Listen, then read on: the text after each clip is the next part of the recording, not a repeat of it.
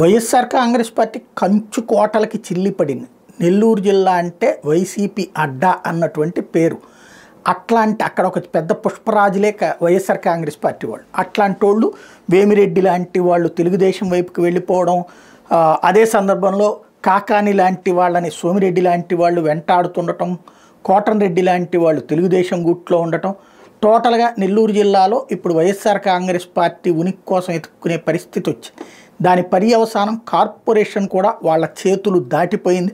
తాజాగా నెల్లూరు డిప్యూటీ మేయర్కి సంబంధించిన ఎన్నికలో సునాయాసంగా గెలిచిన తెలుగుదేశం పార్టీ సంపూర్ణ మెజార్టీతో ఉన్నటువంటి దాదాపుగా 2/3 పైన మెజార్టీతో నాడు కైవసం చేసుకుని కార్పొరేషన్ కైవసం చేసుకున్న వైఎస్ఆర్ కాంగ్రెస్ పార్టీకి చివరికి 41 ఓట్లు తెలుగుదేశంకి, 21 ఓట్లు వైఎస్ఆర్ కాంగ్రెస్ పార్టీకి పడ్డాయి అంటే పరిస్థితి ఏంటి అన్నది అర్థం చేసుకోవచ్చు.